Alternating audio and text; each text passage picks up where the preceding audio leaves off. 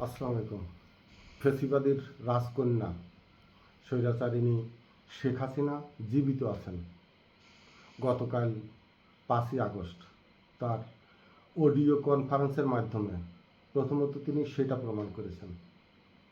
গতকাল 5ই আগস্ট বাংলাদেশের 24-এর গণঅভ্যুত্থানের দ্বিতীয় বর্ষ উদযাপন উপলক্ষে জুলাই গণ অভ্যুত্থানের স্মৃতি জাদুঘর উদ্বোধন হলো। খুব সানন্দের সাথে স্বাচ্ছন্দ্যবোধভাবেই উপভোগ করলাম। বিকালে জুলাই যোদ্ধাদের পুরস্কৃত করবার অনুষ্ঠানে রাষ্ট্রপতির সম্মুখে যে হট্টগোল হলো এবং ইশরাকের যে চরম ঔদ্ধত্যপূর্ণ বেয়াদবিটা দেখলাম, সেটাও মনোমুগ্ধকর ছিল। কিন্তু বিকেলে বাংলাদেশ সময় 6:30টায় শেখ হাসিনার যে অডিওর মাধ্যমে কনভারসেশন, এটা নয়াদিল্লির ফরেন করসপন্ডেন্স ক্লাবে অনুষ্ঠিত এবং সাউথ করসপন্ডেন্স ব্লক মনে হয় এটাকে সম্প্রচার করেছে, তার মাধ্যমেই সম্প্রচারিত হলো, শুনলাম। তো তেমন নূতনত্ব কোনো কিছু পাইনি।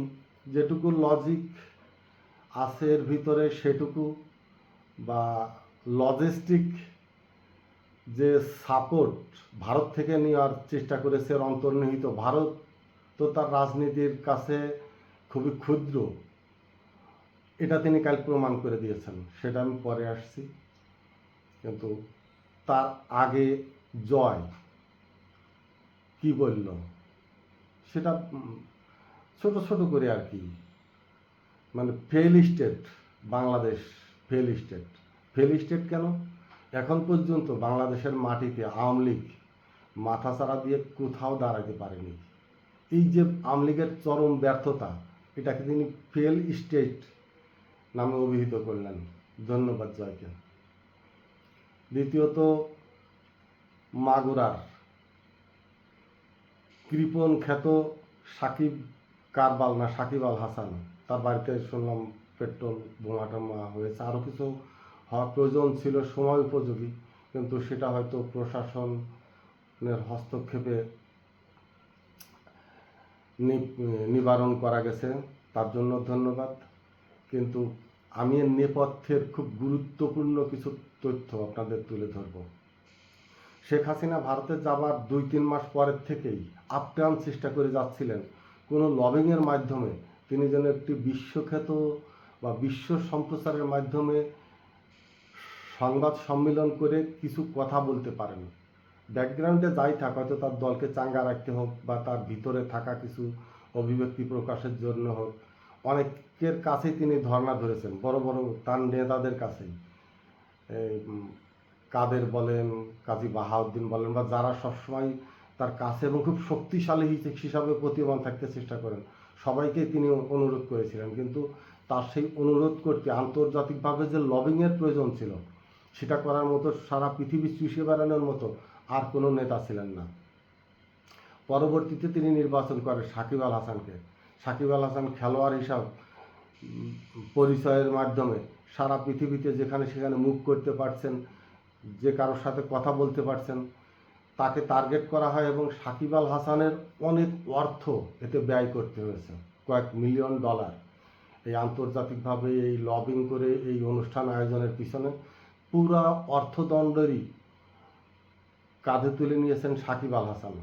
তার আর্জেন্টিনার যে শুকরের খামারের ব্যবসা ছিল বা অন্য জায়গায় অনেক ধরনের ব্যবসাপাতি ছিল, তার থেকে সেই সব ব্যবসা গুটিয়ে এই ব্যবসার অর্থ লগ্নি করবেন ভারতে, এই ধরনের প্রতিশ্রুতি দিয়ে, বা ভারতে তার আগে থেকেই কচ্ছপের ব্যবসা আছে বা চিংড়ির ব্যবসা আছে, এগুলোতে একটি চুক্তিবদ্ধ হয়েছে যে তিনি কয়েক হাজার বিলিয়ন ডলার আবার ভারতে ব্যবসায় বিনিয়োগ করবেন। এই জন্য ভারত এই সুযোগটি দিয়েছে তাকে অর্থের বিনিময়ে। আর কোন কোন দেশের সাংবাদিকরা আসবেন যাবেন, তাদের খরচ খরচা এবং তাদের সম্মতি প্রকাশের জন্য যত অর্থের প্রয়োজন, এইসব সাংবাদিকদের যারা যেসব সংবাদপত্রের সাংবাদিক হিসাবে উপস্থিত ছিলেন, তাদের করসপন্ডেন্সদেরকে খরচ খরচা সমস্ত কিছু সাকিব আল হাসান অর্থ যোগানটা দিয়েছেন। যদিও তিনি প্রথমে মোমবাতি জ্বালিয়ে নিজের মুখ দেখানোর চেষ্টা করছিলেন বারবার, পরবর্তীতে তিনি এসেছেন, তবে শেখ হাসিনার সাথে তার এইভাবে কথা হয়নি। জয় এবং শেখ হাসিনা নিজেরাই দুই মাইপুতেই তাদের কথাগুলো সেরে নেবার চেষ্টা করেছে। তো এই সময় এই কনভারসেশনের গুরুত্বটা কী? গুরুত্বটা হলে, আমি আগে একবার বলেছিলাম যে শেখ হাসিনার নিজস্ব লুটে নেওয়া অর্থ ভারত নিয়ে নিয়েছে। দ্বিতীয় দফায় বাকি নেতাদের অবস্থানের সুযোগ করে দেওয়ার জন্য শেষ সন্ধি আসার পরে আরও অর্থ দেওয়ার জন্য শেখ হাসিনা তখন দেশে আসবার জন্য আরেকটা চাঁদা কালেকশন করেছিল, মনে আছে আপনাদের? সেটাও এখন শেষ। যখন নেতারা আর শেখ হাসিনাকে উদ্দেশ্য করে কোনো অর্থকরী চাঁদা বা কোনোভাবে ওই ফান্ডে টাকা দিচ্ছে না, তখন ভারত এক ধরনের অনীহাই প্রকাশ করছে এবং ভারতের ব্যবসায়ীরা ভিতরে ভিতরে গুমরে মরছে এবং সরকারকে সেটা অবগতি করার পরে সরকার শেখ হাসিনাকে কিছুটা হলেও ইগনোর করার চেষ্টা করছে, মানে অবহেলার চোখে দেখার চেষ্টা করছে।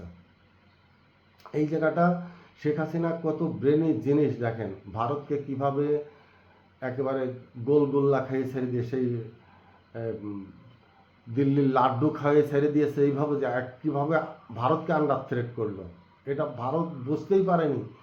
তার পিছনে কিভাবে তাদের উপরে স্ট্যাম্প মেরে চলে গেছে শেখ হাসিনা। অর্থাৎ শেখ হাসিনার যে একটি বাংলাদেশের দল আছে, রাজনৈতিক দল আছে, শেখ হাসিনা যে বাংলাদেশের সরকার প্রধান ছিলেন এবং ভবিষ্যতে সরকার প্রধান থাকবেন, এইটা যেন ভারত মাথায় রাখে এবং বাংলাদেশের ভবিষ্যৎ সরকার প্রধান হিসাবে ভারত যেন তাকে সেইভাবে ট্রিট করেন, এতটা অবহেলা যেন না করেন, এতটা অবজ্ঞা যেন না করেন, যা ইচ্ছা তাই ভেবে দেশ থেকে যেন যে কোথাও ঘাট ধরে ধাক্কা দিয়ে বের করে না দেন।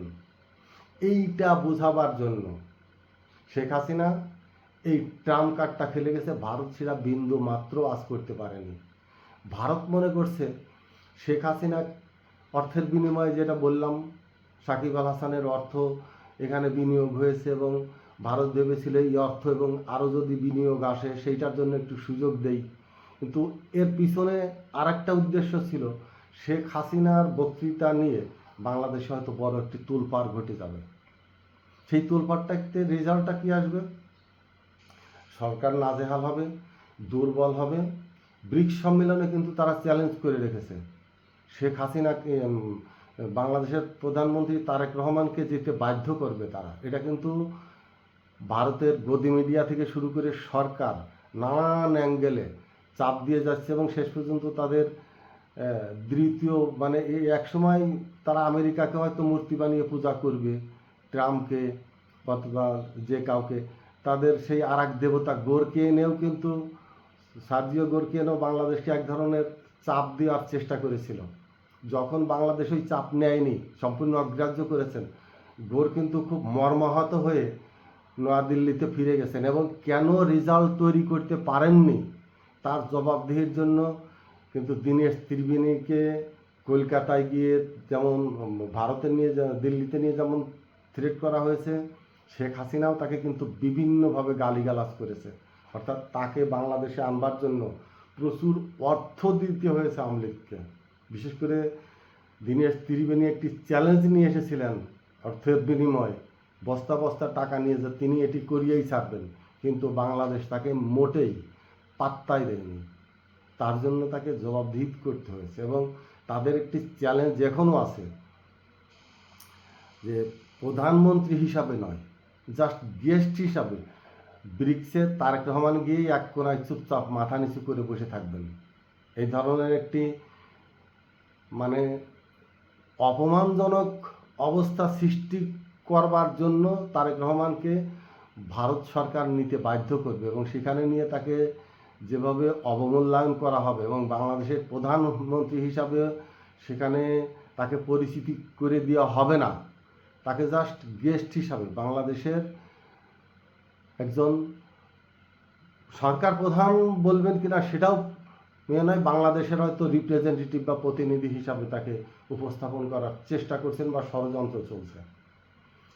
কিন্তু একজন তারেক রহমান প্রধানমন্ত্রী হওয়ার আগের দিনও একজন ব্যক্তি তারেক রহমান ছিলেন, কিন্তু এখনকার তারেক রহমান সেই ব্যক্তি তারেক রহমান নেই।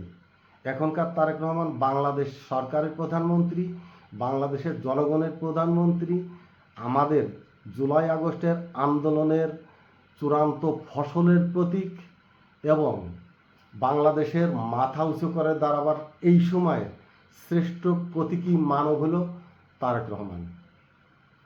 তারেক রহমানকে ভারতে নিয়ে গিয়ে অপমান করবে বা ভারত সরকার তাকে প্রধানমন্ত্রীর বাইরে রেখে ভারতে নেওয়ার চেষ্টা করবেন, তারেক রহমান কোন পথে কোথা দিয়ে যাবেন? বাংলাদেশের মানুষকে গাড়ির সামনে শুতে দেখেছেন, এবার দেখবেন বিমানের সামনে কিভাবে মানুষ বুক পেতে দিয়ে শুয়ে থাকে তারেক রহমানের বিমানের পিছনে। যদি তারেক রহমান এই 18 কোটি মানুষের বিবেককে বিবর্জিতভাবে একেবারে অবহেলা তুচ্ছ তাচ্ছিল্য করে তাদের সেন্টিমেন্টকে অবমূল্যায়ন করে ভারতে যাওয়ার পথে পা বাড়ায়, কতটা বাধাগ্রস্ত হবেন সেটার জন্য বাংলাদেশের মানুষ মানসিকভাবে প্রস্তুত হয়ে আছে। আমি যেটা নিয়ে বলছিলাম, কালকের শেখ হাসিনার বক্তৃতা পুরাটা একটি স্ট্যাম্পবাজি, কোনো কিচ্ছু না, সম্পূর্ণ ধোঁকা। শেখ হাসিনা কখনোই বাংলাদেশে আসবে না। বাংলাদেশের মানুষের সামনে শেখ হাসিনা তার চরিত্রকে আস্তে আস্তে আস্তে আস্তে ধীরে ধীরে তুলে ধরছে। পুরা বিশ্বে 2টি দেশ মানবতা বিরোধী অপরাধের চূড়ান্ত শিখরে বসে আছে এবং পুরা বিশ্বের জনগণ, হাজার হাজার জনগণ, কোটি কোটি লক্ষ জনগণ যাদেরকে 2টি দেশের মানুষকে ঘৃণা করে, সেই 2টি দেশ হলো ইসরায়েল এবং ভারত।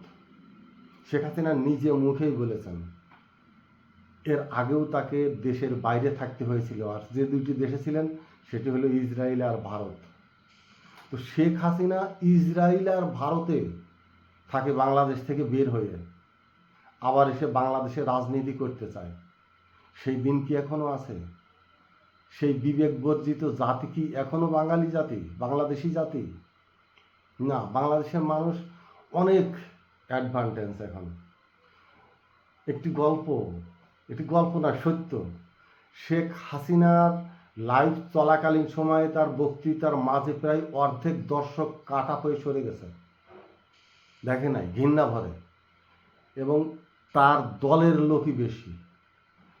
তার 1 মিনিটের পর এবং তার কনভারজেশন চলার ভিতরেই, কাদের সাথে আপনি সংযুক্ত আছেন জানি না, কিন্তু আমি যেখানে সংযুক্ত আছি আমি দেখেছি হাজার হাজার আওয়ামী লীগের কর্মীরা, নেতারা শেখ হাসিনাকে বিশ্রী ভাষায় গালাগালি করছে, যা এখানে উচ্চারণ করা সম্ভব নয়। তার সবচেয়ে ভদ্র উচ্চারণই হল একজন পতিতা, এবং তার খাঁটি বাংলা ভাষায়, আঞ্চলিক বাংলা ভাষায় কি কি শব্দ বলে আপনারা বুঝে নেবেন। এবং চিটার বাটপার তো বলছে যে তাদের কিভাবে অসহায় রেখে সপরিবারে দেশান্তরিত হয়ে গেছে। মানুষ বোঝে না, মানুষ নিজে জীবিত থেকে, স্বাচ্ছন্দ্য থেকে তারপরে তো রাজনীতি করবে। এমন কি আছে যে নিজের সমস্ত কিছু বিলীন হয়ে যাক, ধ্বংস হয়ে যাক, তারপরেও সেই দলের জন্য রাজনীতি করবেন? জনগণ কি এখনো ততটাই নির্বোধ? সেইখানে নেই। বিএনপি, জামাত বা অন্য সাধারণ মানুষ যতটুকু না গালাগালি করেছে, তুচ্ছ তাচ্ছিল্য থুতু দিয়েছে, তার থেকে বেশি তার দলের লোক ঘৃণা ভরে প্রত্যাখ্যান করেছে গতকালকে শেখ হাসিনার এই স্ট্যান্ডবাজি কথাবার্তায়। তিনি ইমেল দিয়েছেন, ইমেলে তার কাছে প্রশ্ন করতে বলে দিয়েছেন, ভালো কথা। তিনি মূল উদ্দেশ্যই ছিল ভারতকে একটি আন্ডার থ্রেট করা, বাংলাদেশের রাজনীতিতে অস্থিতিশীল করবার জন্য ভারতের একটি ছায়াচাপ দিয়ে সরকারকে কিছুটা হলেও দুর্বল একটি জায়গায় নিয়ে আসা, যেন ব্রিক্সে আমন্ত্রিত হয়ে তারেক রহমান ভারতে যান এবং নত যেন করজোরে যেন বলেন বাংলাদেশকে যেন আর অস্থিতিশীল করবার চেষ্টা না করা হয়। বা এর আগে একবার শুনেছিলাম, গুজব কিনা জানি না, সরকার থেকে নাকি আওয়ামী লীগের সাথে লেয়াজু করার চেষ্টা করছে যে 5 বছর যেন সরকার চালাতে কোনো ব্যাহত না ঘটায় আওয়ামী লীগ সরকার। সরকার কি এত দুর্বল?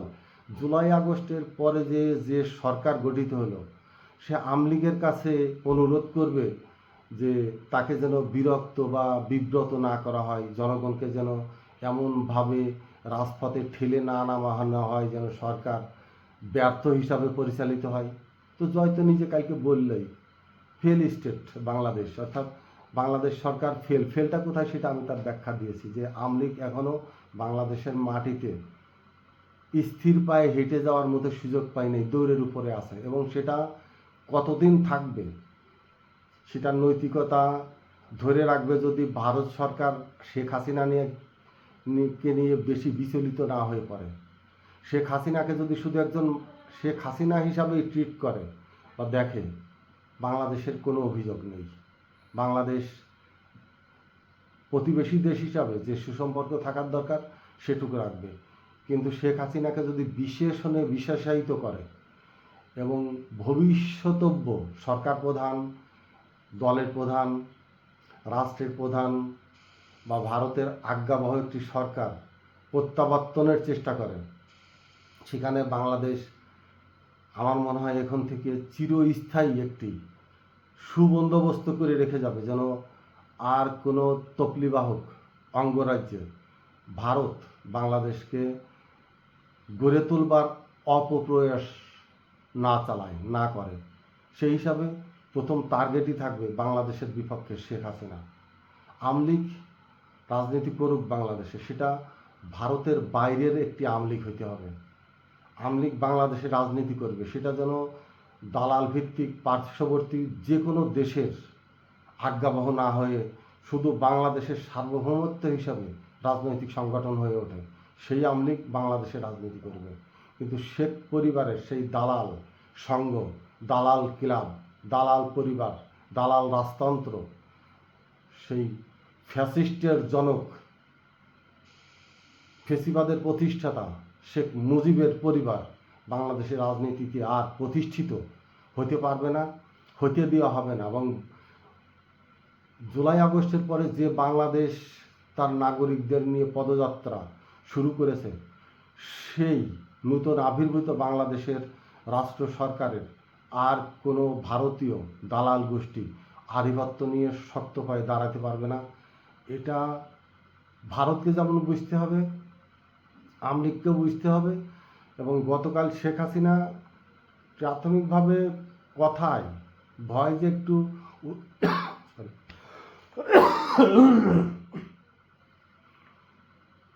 উৎফুল্লতা দেখালেও হয়তো হঠাৎ করেই তার মেমোরিতে ফিরে এসেছে যে তার পতনের জন্য যে মানে 90% দায়ী এই সাংবাদিকদের প্রশ্ন, ঠিক কালও কিন্তু সেই তেল মারা সেই প্রশ্ন শুরু হয়ে গিয়েছিল।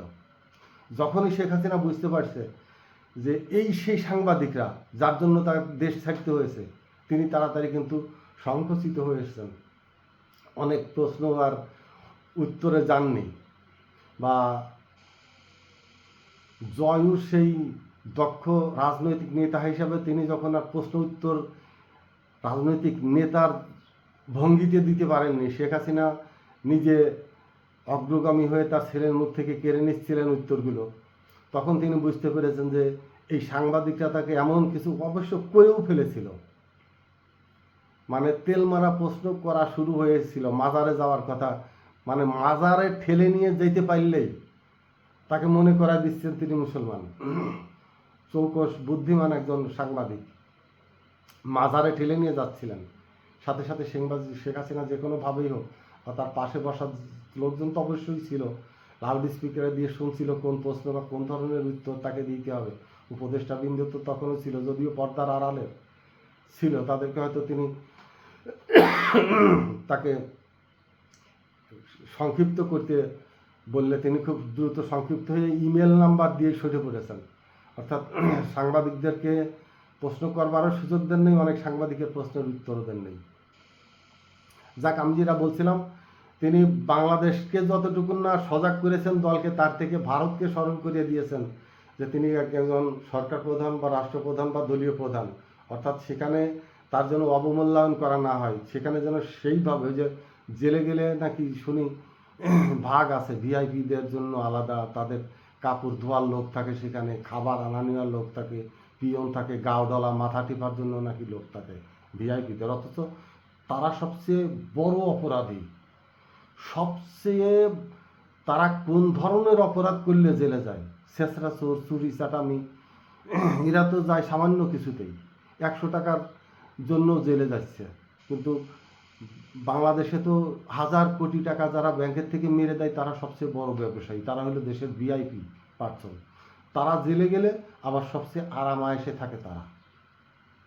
তো শেখ হাসিনা ভারতে জেলে থাক, বন্দি থাক, তাদের নজরবন্দিতে থাক, যে কোনোভাবেই থাক না কেন, তিনি ভারতকে মনে করিয়ে দিয়েছেন, ভারত যদি বোধোদয় হয়, যদি বোঝে, তাহলে ভারতের চিন্তা করতে হবে এখানে যে শেখ হাসিনা তাদের মাথার উপরে কোন ট্রাম খেলে চলে গেছে। ভারত বিন্দুমাত্র বুঝতেও পারেনি যে তাদেরকে কিভাবে শেখ হাসিনা রাজনীতিতে খেলে দিল। এই যে শেখ হাসিনা খেলে দিল, এর রেশ বাংলাদেশ সরকার তো সাথে সাথে জবাব দিয়েছে যে, এবং খুব কঠিন ভাষা। আর এই ভাষাটার জন্য একমাত্র শক্ত ব্যক্তি হলো ডক্টর খলিলুর রহমান। আর যে কোনো ব্যক্তি পররাষ্ট্রমন্ত্রী হলে এই ভাষায় ভারতকে চিঠি দিতে পারতো না 100% শিওর। এটা ডক্টর খলিলের দ্বারা সম্ভব। খলিল সেটা দিয়েছে। ধন্যবাদ খলিল সাহেবকে, ধন্যবাদ বাংলাদেশ পররাষ্ট্র মন্ত্রণালয় সহ সরকার প্রধানকে। এবং বাংলাদেশের মানুষ এটা প্রত্যাশা করে, ভারতের বাইরে বাংলাদেশকে নিয়ে যে রাজনৈতিক দল, যে সরকার একটি নিজস্ব বলয় তৈরি করবে, সেই বাংলাদেশের শক্তিশালী রাজনীতি হিসাবে ভবিষ্যৎ রাজনীতিতে নূতন পথ দেখাবে। আর যে রাজনৈতিক দলই ভারতমুখী হবে, ভারত নির্ভর হয়ে, শেখ হাসিনা ভারতকে তার পরম বন্ধু হিসাবে আখ্যায়িত করেছেন। বাংলাদেশের মানুষ যদি বোঝে ভারত তার পরম বন্ধু, তাহলে ভারতের নাগরিকত্ব নিয়ে ভারতেই রাজনীতি করুক, সে ভারতের জনপ্রিয় হয়ে উঠুক, বাংলাদেশের জন্য নয়। তার কথার যে গ্যাপ, ফাঁক তিনি তৈরি করে দিয়েছেন বাংলাদেশের মানুষকে বোঝার জন্য। যদি বাংলাদেশের মানুষের বোধোদয় হয়, তাহলে গতকালকের শেখ হাসিনার বক্তৃতার মাধ্যমে শেখ হাসিনা যে কত বড় ফেসিস্ট, স্বৈরাশাসক, স্বৈরাচার ছিলেন, এবং ভবিষ্যতে বাংলাদেশে ফিরে আসলে যে কত বড় দানবীয় একজন হায়না হয়ে উঠবেন, সেটা তার বক্তৃতার মাধ্যমে পরিষ্কারভাবে বুঝিয়ে দিয়ে গেছেন, যদি সেটা বুঝে থাকেন। আসসালামু আলাইকুম।